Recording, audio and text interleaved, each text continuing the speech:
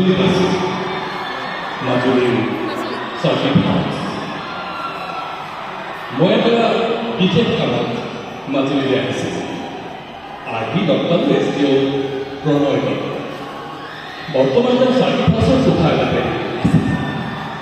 আৰু তেওঁ সহায় কৰাৰ কাৰণে মোৰ কাম কাজবোৰ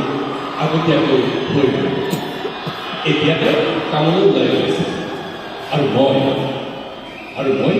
চাৰ্কিট হাউচৰ বাৰান্দাত বহি আছোঁ অকলে সন্মুখত সেউজীয়া পথাৰ যেন সেউজীয়া চিয়াঁহী ফুটি আছে সৰিয়হ কেতিয়া ফুলা নাই ফুলিলে চাবলৈ চকু জোৰোৱা হয় একেবাৰে জুই হালধীয়া ইয়াৰ মাজতে দেৱেন নামৰ চকীদাৰটো আহি কাষতে থিয় হ'ল তাৰ হাতত বজাৰ কৰা দেৱেনে সুধিলে ছাৰৰ কাম শেষ হ'ল নেকি মই ক'লো এৰা মই কাইলৈ জানো তুমি বজাৰলৈ যাবলৈ ওলাইছা নেকি সি ক'লে হয় ছাৰ মই পইচা উলিয়াই দেৱেনক দি ক'লো হেৰি কৰাচোন এয়া লোৱা মোলৈ চিগাৰেট সি ক'লে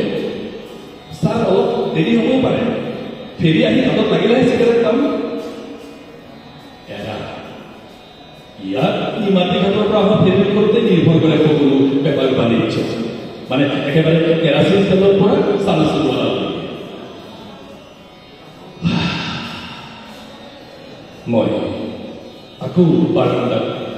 আৰামী চকীত বহি আকৌ এৰি বাৰান্দাত বহিলে ভাল লাগিছে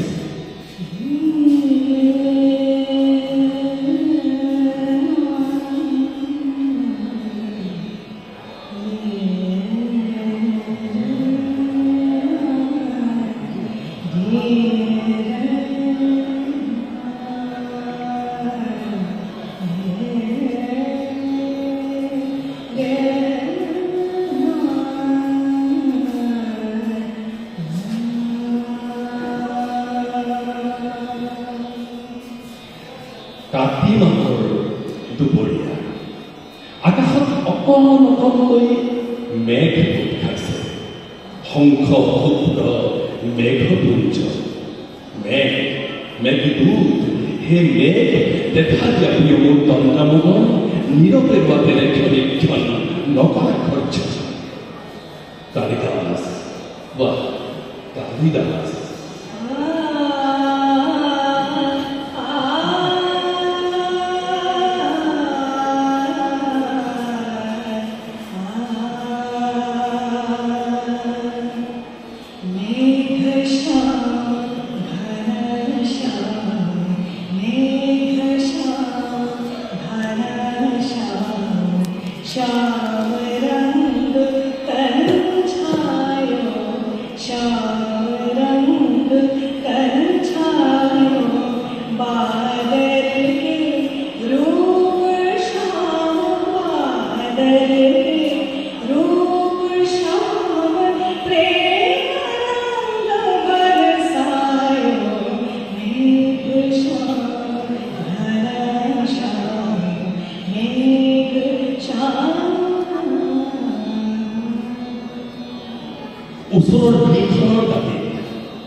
ওচৰৰ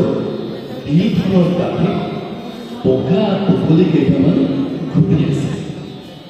বিলত পানীত পদুম আৰু ভেঁকুৰৰ পাতবোৰ উপঙি আছে ফুল নাই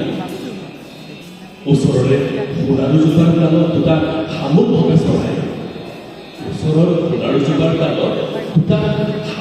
চৰাই নিশ্চয় ছুটি কৰি আছে চাৰ্কিট হাউচৰ চৌকুটোৰ ভিতৰতে এজনী কণী ছাগলীয়ে খাপ খাই আছে তাইৰ পোৱালি দুটাই ফুলনি তৰাৰ কুমলীয়া পাতত মুখ দিছে আৰু আঁতৰাই আনিছে জুতি পোৱা নাই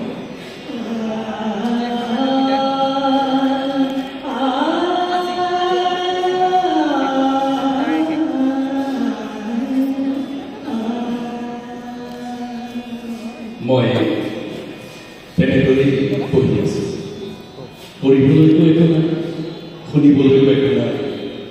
নীৰৱ নিস্তব্ধ পৰিৱেশ কথা পাতিবলৈ নহয় এই মেঘ বিল ধাননি পথাৰ একে সমাকে কিমান চাই থাকিম বাৰু বৰষুণ লগা হ'লে অন্ততঃ এটা পৰিৱৰ্তন হ'লহেঁতেন এছডিঅ' দত্ত আহিব একেবাৰে গধূলি চিগাৰেটটো শেষ এতিয়া কি কৰা যায় হঠাৎ মনত পৰি কোঠাৰ টেবুলৰ ওপৰত আধালৈকে বিস্কুট পৰি আছে তাকেই চুবোৱা যাবলৈ পেকেটটো আনি আকৌ বাগানত পঢ়ি খুব লাহে লাহে চুবাবলৈ ধৰিলোঁ বিস্কুটকেইখন নিস্তব্ধ পৰিৱেশটোত বিস্কুট চুবোৱাৰ মৰমৰ ধ্বনিকে উপভোগ কৰিলোঁ এইবাৰ কিছু গৰম লগা যেন অনুভৱ হ'ল ভিতৰলৈ গ'লো ফিল্টাৰ কৰিলোঁ পানী খালোঁ উভতি আকৌ আহি আৰামী চকীখনত গাটো এৰি দিলোঁ এতিয়াহে চকু কৰি আকাশত শীতবৰণীয়া মেঘ কিছু গোট খাইছে পশ্চিম দিশৰ পৰা এটা বিশাল কলীয়া ডাৱৰ আগুৱাই আহি আছে সন্মুখৰ ধাননিৰ ওপৰেৰে তাৰ বিশাল ক'লা ছায়াটো বগাই আহি আছে যেন এটা প্ৰকাণ্ড ক'লা নোমাল বিছা সূৰ্যটো ইতিমধ্যেই ক'ৰবাত দুখা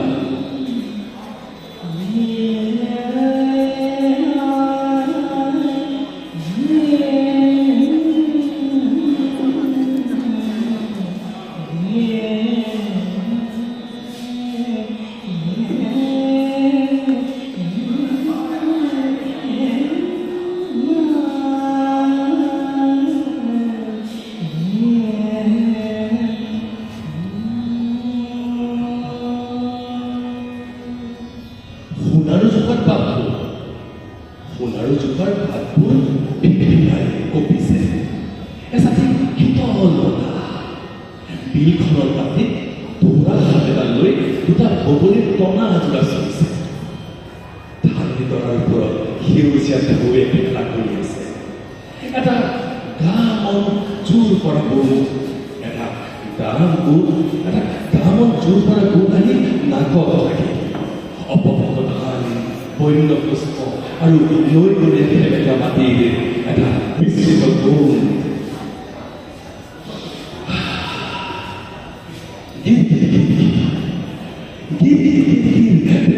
শব্দ হ'ল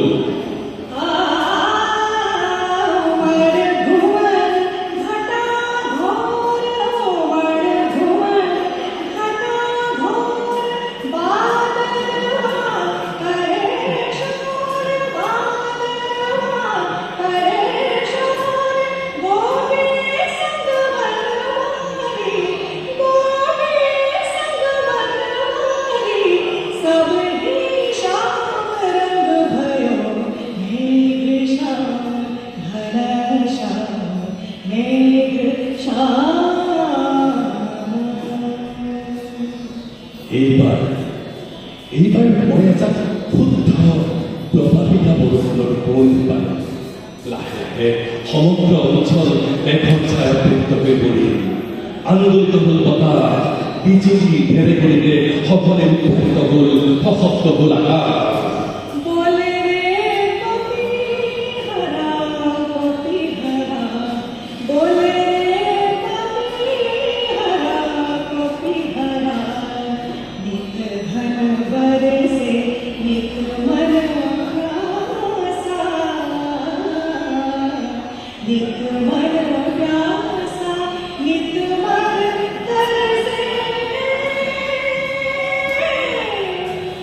চৌহদৰ বাহিৰত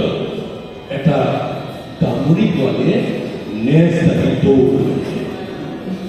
ছাগলীৰ পৰিয়ালটো ঢুকৈ চাৰ্কিট হাউচৰ বাৰান্দা মটককৈ সোণাৰু জোপাৰ ডাল এটা ভাঙিল কেঁচকৈ শব্দ কৰি শাল কাঠৰ চকলাখন খোল খাই গ'ল আৰু লগে লগে বৰষুণ প্ৰথমতে বিৰাট বিৰাটকৈ এটা কোপাল টপ টপ টপ টপ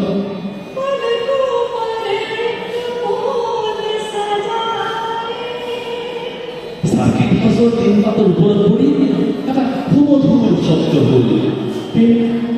টিন টিন টিন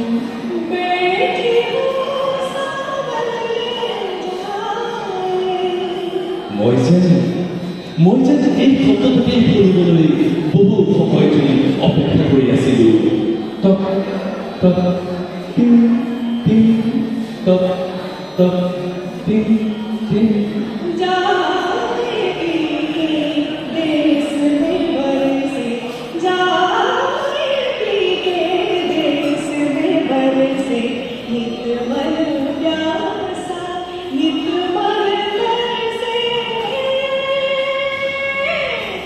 বৰষুণজাক লাহে লাহে সমস্ত প্ৰকৃতিৰ ওপৰত যেন এখন পাতল ৰূপালী চাদৰে ঢাকি থাকিল জিৰ জিৰকৈ বৰষুণ পৰিবলৈ ধৰিলে সেউজ লম্ব ধাননিৰ ওপৰত মোৰ সন্মুখৰ ধাননিৰ দ্বাৰা বহুলাখে পানী পানী না তাৰ ওপৰত চিলিক চিলিককৈ ৰূপালী চিটিকনিবোৰে খেলা কৰি আছে কৈ পেলাই গৈ আছে স্কুলত নাম দি লিখা এটা কণ কণ শিশু ধৰে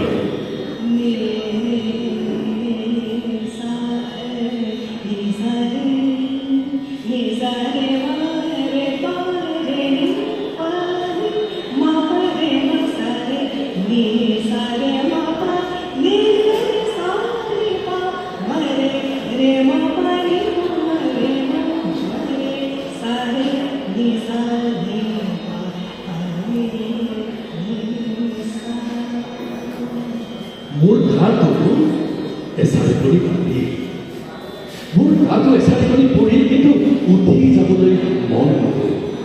জীৱনত যেন এই প্ৰথম এনে এজাক বৰষুণ দেখিছোঁ আৰু তাত প্ৰেমত পৰিছোঁ হাতী ঘোঁৰা বৰষুণা ভুলুকা লিখিছে বৰষুণা পানী পুহি নিয়া গৰুৰ বৰষুণ স্থৰ দৰে বহু ধৰি মই যেন একান্ত চিত্তে বৰষুণ যাক উপভোগ কৰিলোঁ ইতিমধ্যে ভেদে কৰিছে অন্ধকাৰ মানি মই তলতি কৰিব মৰিব নোৱাৰা হৈ মাত্ৰ জিৰ ধৰা বৰষুণ আৰু বতাহৰ সোঁৱৰণিহে কাণত বাধা উঠি গৈ বাৰান্দাৰ লাইটৰ চুইচটো টিপিলোঁ নজ্বলিল বিজুলী সৰবৰাহ বন্ধ আকৌ বহি পৰিলোঁ চকু মুদি কাণ পাতি শুনিব ধৰিলোঁ এক তালত বাজি থকা বৰুণ দেৱতাৰ বাক্য ছন্দা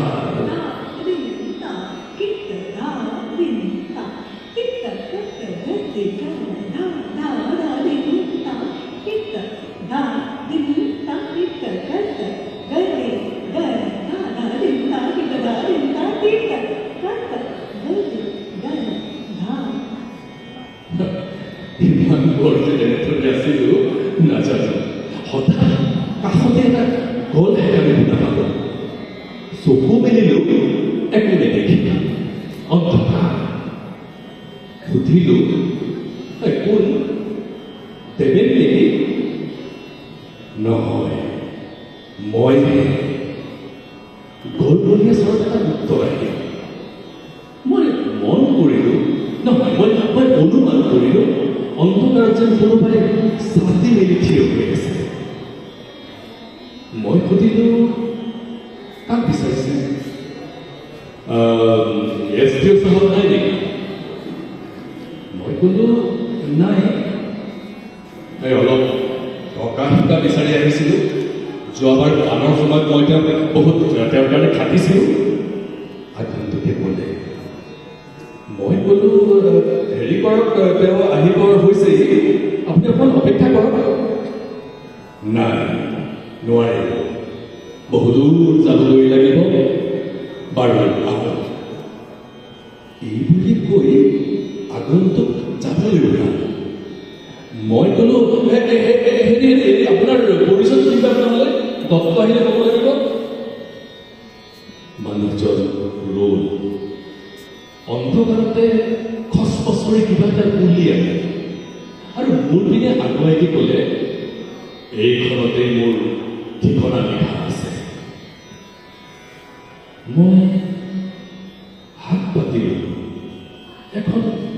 খহটা কাগজ মই মনিব নোৱাৰিলোঁ অনুমান কৰিলোঁ এখন খহটা কাগজ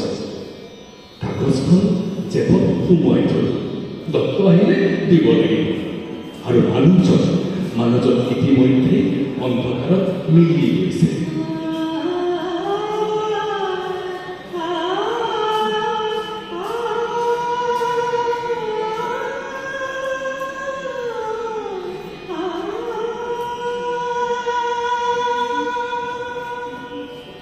বৰষুণ জাকৈ দেখুৱাতে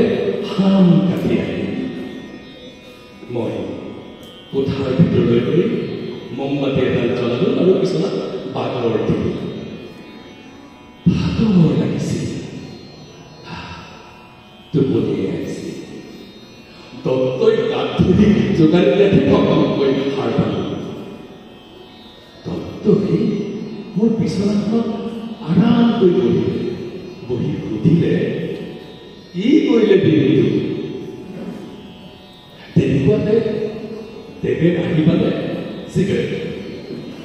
কিন্তু দত্তৰ নিৰ্দেশ মতে সি মুৰ্গী কাটিবলৈ পাকঘৰলৈ সোমাই গ'ল দত্তই আকৌ সুধিলে হেৰি কওক কি কৰিলে দিনটো মই ক'লো কি কৰিব আৰু বৰষুণৰ সৌন্দৰ্য উপভোগ কৰি আছো দত্ত আচৰিত বৰষুণ ক'ত কেতিয়া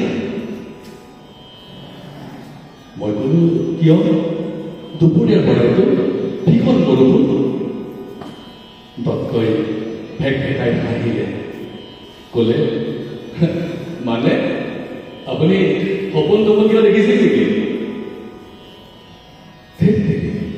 মই সঁচাই যাব লাগিব আপুনি বাৰু ক'ত আছিল দুপৰীয়া না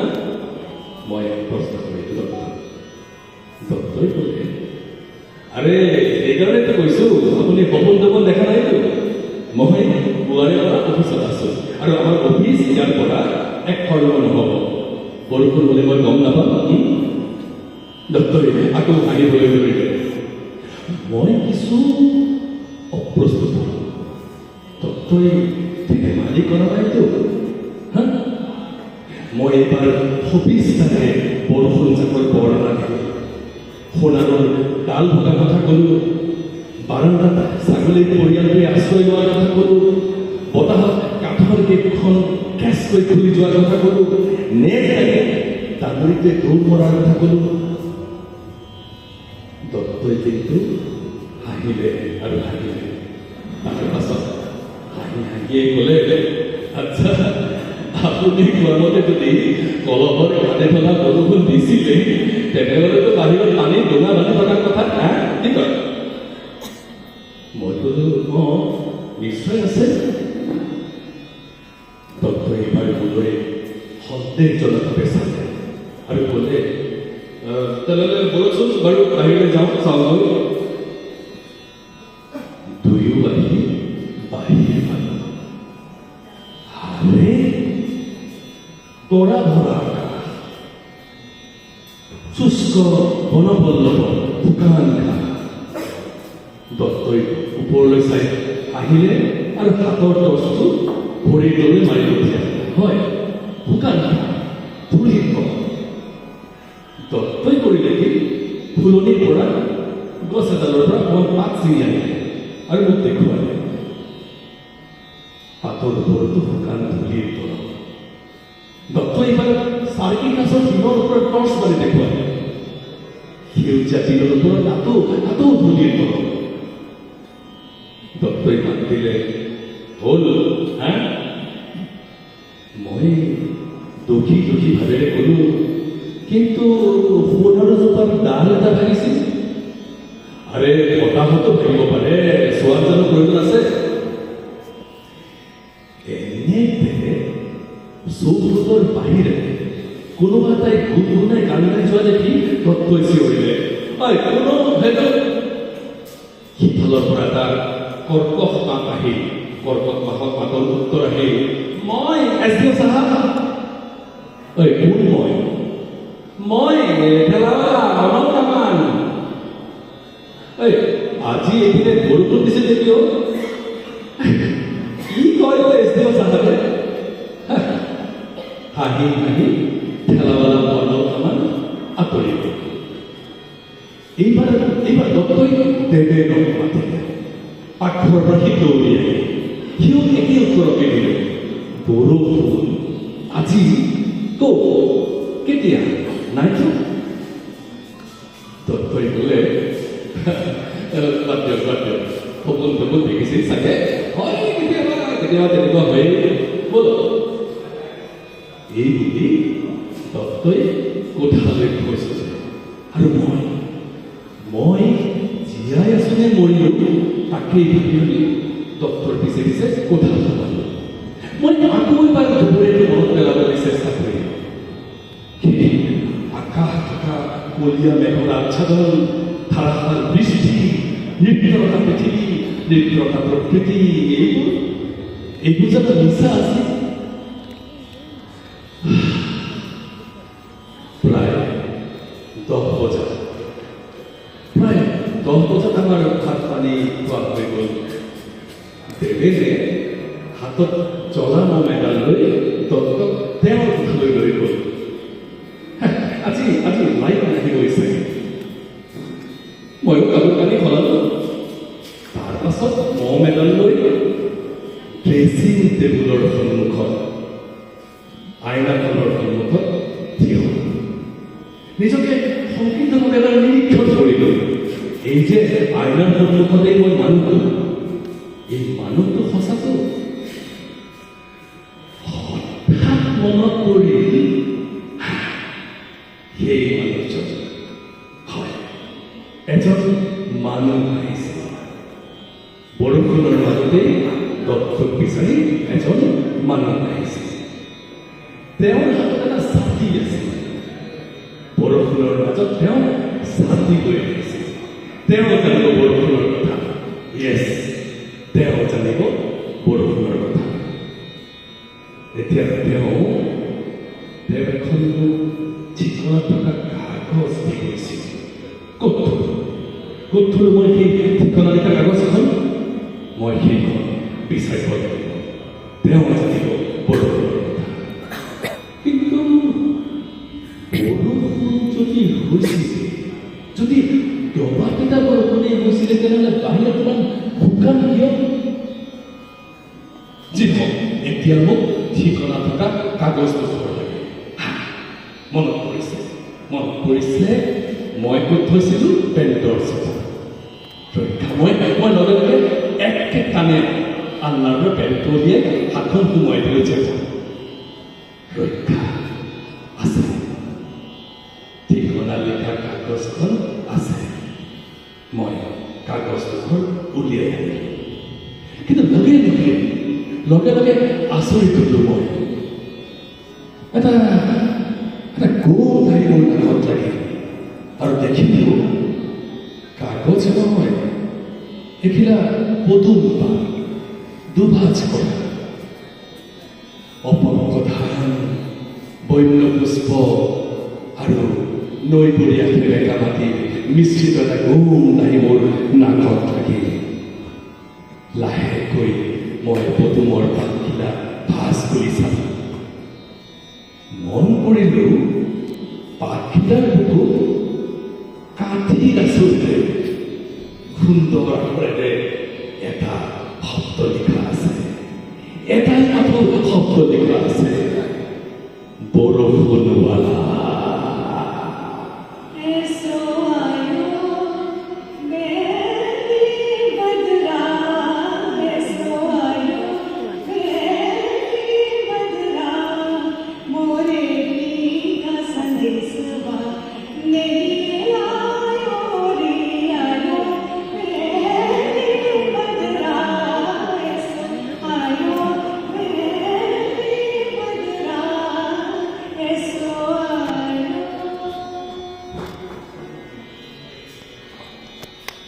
কিমান পৰে আপোনালোকে